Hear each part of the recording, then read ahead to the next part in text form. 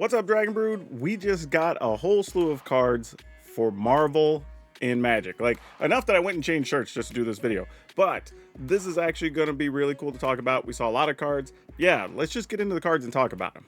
Right, we couldn't get the best quality, so I'm going to go ahead and go over these with you. But this is Captain America, First Avenger, red, white, blue, no surprise. They even have the colors in that order, and the card casting cost is a human soldier that's a hero, which is interesting, is legendary. He has the ability to throw, where you can pay 3, unattach an equipment from Captain America. He deals damage equal to equipment's mana value, divided how you choose among 1, 2, or 3 targets, which is really cool because it's just like he could throw his shield and it could ping, ping, ping off of stuff. And then catch is at the beginning of combat on your turn.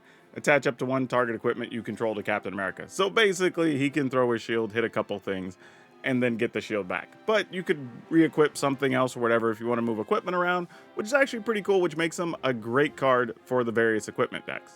Also in the Captain America Secret Lair, we have a reprint in Sigarda's Aid. This is Captain America's Aid for 1 white. It's an enchantment.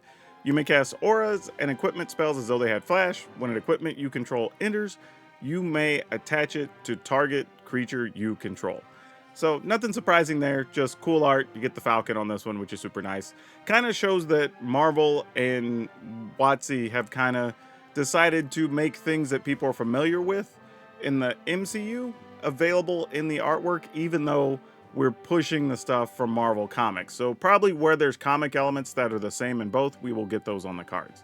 Then we have Flawless Maneuver, 2 colors and a white. It's an instant. If you control a commander, you may cast this spell without paying its cost. Creatures you control gain indestructible till end of turn. So no surprise here. We've seen this before. Very cool card though. Sword of War and Peace. This is Captain America's shield, but it's Shield of War and Peace. Same thing as the Sword of War and Peace. Equipped creature you control, or equipped creature gets +2/+2 and has protection from white and from red. And then whenever it deals combat damage to a player, it deals damage to the player, to that player, equal to the number of cards in their hand, and you gain 1 life for each card in your hand. So nothing real surprising, just a cool card, and we knew we were going to get Cap Shield in the Secret Lair. The other reprint we have here is In the Trenches. Very cool here that you get to see Namor. Looks like Human Torch and a couple other characters on here. Bucky's hanging out. But creatures you control get +1/+1, and then you can pay 6 to exile a non-land permanent. Probably a way this card will get played a little bit more just because of the thematic art. But Black Panther himself is Wakandan King, a white and a green for a 2/2 human noble hero, has first strike, and then the first ability is Survey the Realm. Whenever Black Panther or another creature you control enters, put a +1/+1 counter on target land you control. And then you can mine Vibranium, which is pay 3, move all +1/+1 counters on target land you control onto target creature. If 1 or more of those +1/+1 counters are moved this way, you gain that much life and draw a card. I am into this card. Like, if you play +1/+1 counters, like this card has to be in your deck, right? Like, this is a way to just move counters every turn if you want to, effectively, because you play a creature, you stock up 1 or 2, you move them to something, and you draw a card, and you gain life. Even if it's just 1 or 2 life, and you're getting a card, like, this thing's awesome. Like, seriously. So yeah, I'm definitely going to be looking for this one. Cool card, and it's very cheap if you choose to play this as your commander. So Black Panther gets Secure the Waste, which is another one we don't see that much, but it's very cool because it makes warriors, which sort of makes sense with how they've treated Black Panther. So you get X and a white, create X/1/1 white warrior creature tokens at instant speed. Very cool. Way to make some blockers or trigger a bunch of ETBs, or just have a bunch of stuff that you can attack with on your turn when your opponents aren't expecting it. Or even where they wipe all the creatures or maybe steal everything with Insurrection. Now you can play 4 or 5 blockers and buy yourself some time. Bast Blessing, which is Primal Vigor is the card here. It is 4 colorless and a green. If 1 or more tokens would be created, twice as many of those tokens are created. If 1 or more token +1/+1 counters would be put on a creature, twice that many +1/+1 counters are put on that creature instead. This card's already played quite a bit in +1/+1 counter decks and token decks, so I expect this will be a pretty hot secret lair that people want. The artwork's very cool. It does actually work for both players, because it's not just your creatures, but if you're the one focusing on that, you don't really care most of the time. Really cool card, cool art. I expect people will want this version of it. Heroic Intervention, this card's always worth like $10 or $12, kind of always. But yeah, this is just a cool one. Looks like just a cool fight scene going on here. Very cool. But permanents you control gain hexproof and indestructible to end a turn. Card that everybody's always going to play. This card will always have value. And then Wakandan Skyscraper, which is Karn's Bastion. Colorless, you can tap it for, or you can pay for and tap it and proliferate. I actually play this in one of my +1/+1 counters decks, so I will be excited to play this card in particular. And they showed us we got a new warrior token.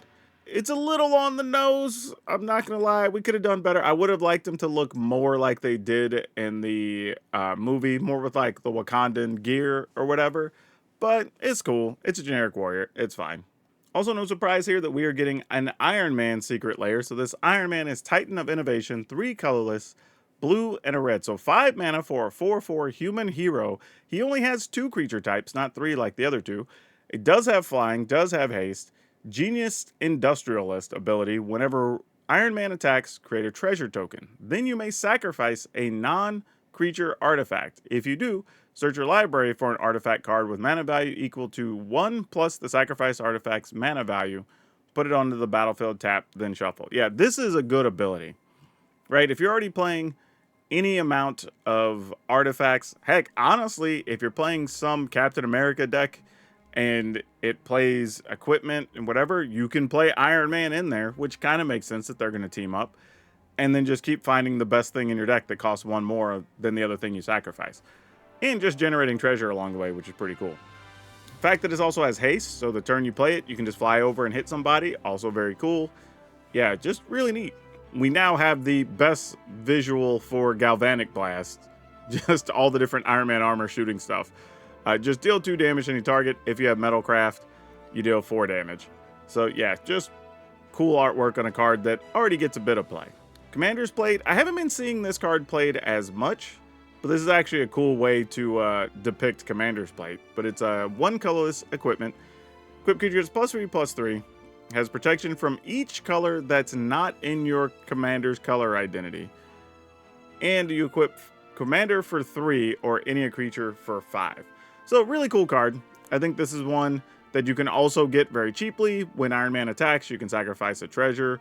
The treasure has no cost, so you go cost +1. You can go get your Commander Plate and be suited up. So kind of cool in flavor. This might be some people's new favorite version of Soul Ring. Kind of a cool way to depict the Soul Ring. Like, this is neat. Not a way I would have thought of, but it's kind of cool that they did. And then Inventor's Fair, which has the Stark Expo, which is the perfect card. This is kind of like how the movie starts, right? He's at his big thing, kind of revealing his armor and other stuff, whatever. Like, this is actually really cool.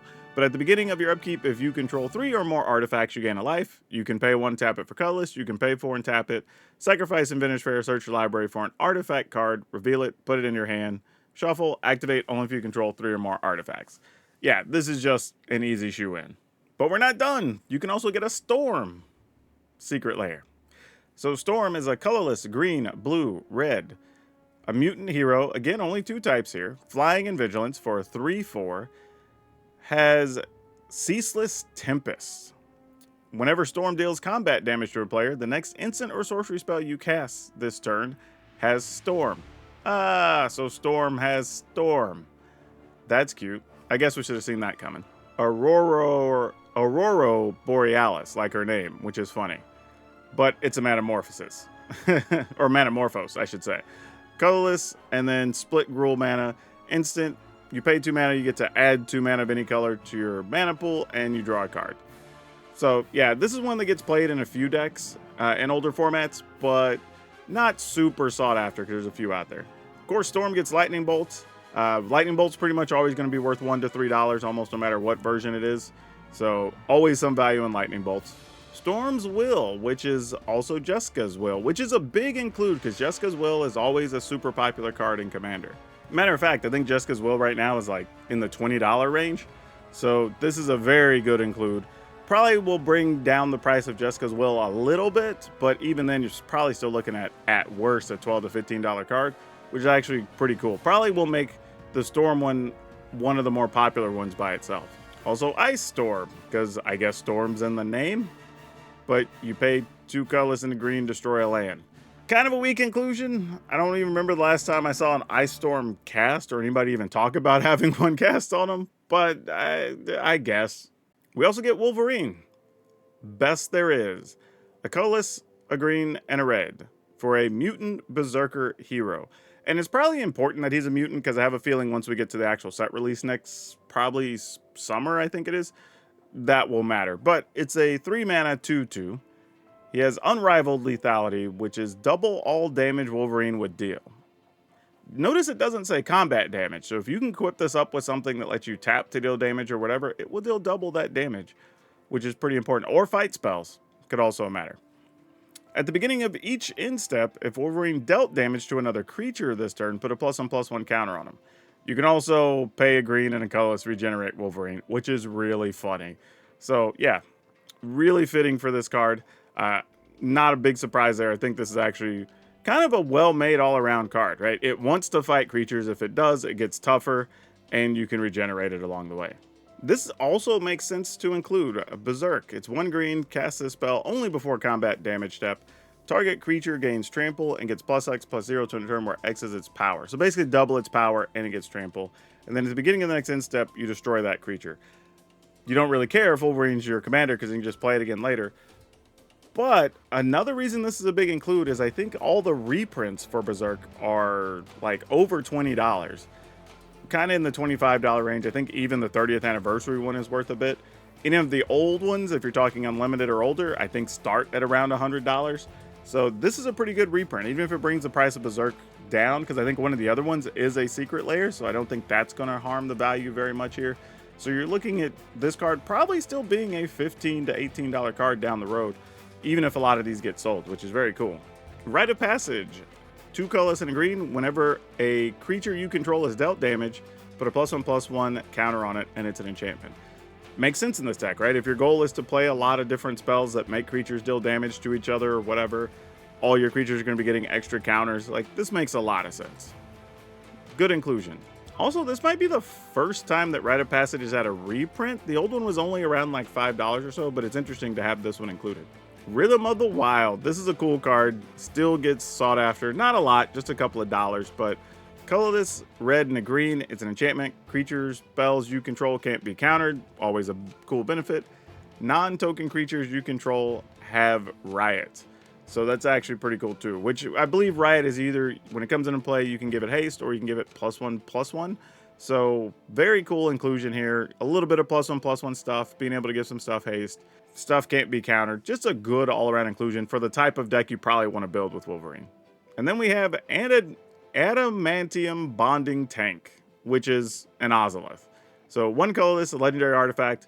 Whenever a creature you control leaves the battlefield, if it had counters on it, put those counters on the tank. And then at the beginning of combat on your turn, you can move counters from the tank onto another creature. So yeah, makes sense here. Again, if your goal is have your creatures fight a lot, they're going to be dying, they're going to be getting counters.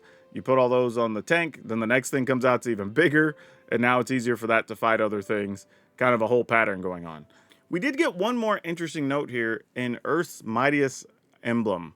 This is an arcane signet. So nothing too surprising, same as usual. 2 colorless, tap, add a mana of any color of your commander's identity. But this is only available, this version, if you buy the bundle that has all the different secret layer drops in it. This is kind of important because generally I would say that the arcane signets don't generally become valuable. But if you have a rare version like this, because it's only available in what's going to be the expensive package effectively, this could be one that also helps pump up the value and help recoup some of your cost if you're going to be, buying them all anyway. Mostly being really popular from the movies, but also partly because it includes a Shield of War and Peace, which that card by itself always carries like a $20+ ticket even after being reprinted. So that's a big chunk of the value already in here, but you do get the unique Captain America along with some other just like fun stuff here. So this could be one that people may already be interested in and the value is actually reasonable on it. I would think next would be Wolverine. just because super popular character already. I think people are definitely going to want a Wolverine card in their Magic collection. On top of that, Wolverine does also come with Berserk, which I think is a very good get. Again, you're talking about something in that $20-ish range, which helps recoup some of the cost. And the other cards in here also aren't bad either, because you have a Rite of Passage being reprinted for the first time, you know, a card with Rhythm of the Wild that people like enjoy playing, and you have the Ozolith, which actually, now that I think about it, Wolverine is probably the most sought after, because I want to check something real quick. Yeah, okay, so that's what I thought. The Ozolith is actually still in the ballpark of close to $30, so that makes Wolverine probably the number one, Captain America number two, between having a popular character and two fairly rare cards and a first-time reprint. So yeah, Wolverine's probably going to be the number one sought after overall. Probably the third most sought after, which probably has a little more value overall than the Captain America one, but I think the main card is a little less popular or less exciting for people, which is why I have it kind of in the third slot. But the reality is, you have something like Commander's Plate that is actually a $30 card. It has had a few reprints, but sort of stays in that range, which is weird because I don't see this card played that much, but obviously it's popular. People are buying it and playing it. So even another reprint here in a Secret Lair, let's say that comes down to right around $30, maybe even $25, like still makes this highly desirable in this particular deck. And not to mention, you're getting a very cool version of Sol Ring. And I think those two cards will go a long way to making people very excited about this particular Secret Lair. So I don't think it's too weird to have this in the third slot. Now, as always, I think personal preference can make a difference in however you want to rank these. I'm putting Black Panther in the 4 slot. However, if you play +1/+1 counters decks, this could be very well in your number 1 slot. Like, for me personally, I'm not as concerned about the value as much as how much I will play with and having the cool arts. So Black Panther, since I already have a +1/+1 counter deck, it's the deck I play the most, will probably be the most desirable for me. So if this was just me ranking for myself, I would have this number 1. However, this is going to go in the 4 slot here, just because it's a +1/+1 card that doesn't necessarily give itself counters, but it gives you the option to keep moving counters around, which is a pretty big deal in that deck, in addition to giving you a way to draw cards and gain life by just playing creatures anyway, which those decks really want to play more of, so you can cut back on some of your spells. But I think if we're talking just overall value, there's not as much here in the Black Panther deck, because while all the cards included here are all cards that people want and play with, which I think is a big deal, none of them are crazy expensive. Secure the Waste, I believe, is about $2. You've got the What's Primal Vigor, effectively, which goes for like $8 or $9. You know, you have Heroic Intervention, which stays at around that $10 mark. So, you know, and you have Karn's Bastion, which also isn't crazy expensive. I think just a couple of dollars. So overall, and considering the fact you're also getting a new token, I guess, or a rare token, those tend to have some value over time. I think that this particular Secret Lair isn't crazy valuable. Like, you add it up, it's fine. You won't lose that much money for what you're spending on it if you're just worried about dollar for dollar, but you do get a very cool, unique commander. And then I put Storm in the 5th slot because I wasn't really sure where to rank Storm. Storm's a very interesting case here for Secret Lair, where the original card, kind of nice, right? If you like doing Storm stuff and, you know, playing multiple copies, this is going to be the commander for you, but we don't see that much Storm being played at commander tables in my experience. Additionally, the card selection's really kind of pricey, but also kind of odd. Metamorphose, I said earlier, just like a couple of dollars. This actually goes for about $4. So there's a little bit of value there. It's at least a useful card, which people might want to hunt these down for older formats, which could help the value. Lightning Bolt, there's a bunch, and you can have Lightning Bolt in a bunch of different varieties. Cool artwork, but again, I wouldn't expect more than a couple dollars here. We did talk about Jessica's Will being super expensive, still being in that $20 range. So if people just want to get a Jessica's Will anyway, you know, if you're able to buy this for, say, 25 to 30 bucks, you might go ahead and just buy this and get all the other stuff anyway, versus just going out and just buying a Jessica's Will. And Ice Storm being included is kind of another thing where the card's not really played, but at the same time, there's only expensive versions available, because I believe you have to get unlimited alpha or beta, and I think the cheap ones are encroaching at around $100. So, or maybe $50 for the unlimited ones. But either way, an expensive card, but nobody really plays it. There's even the reprint versions carry a little bit of value, I think in the $30 range for the 30th anniversary. But, like, the value might be there if people actually really just want Ice Storm but haven't been able to afford the old ones. I don't really know. But I think that's kind of why I put Storm in the 5th spot. Just not really knowing how excited people will be for each of the different cards. But there's at least value there if that's what you're looking for. But yeah, I don't know. I'm excited for this. I think if this is any indication on what we're going to get for the full set later in 2025, we're going to have a lot of sweet cards to play with. So yeah, this is actually super exciting. Lots of great stuff for Commander. Lots of good reprints. There's value pretty much in every one of these. So, you know, obviously some more than others. But yeah, let me know, which one are you excited about? Does this make you more or less excited for the Marvel stuff? Like, I don't know. Y'all tell me, because we're going to be in a whole new world. And I think people are going to come in droves to buy this set once it's available. But that's all I have for you for now. We'll see you next time.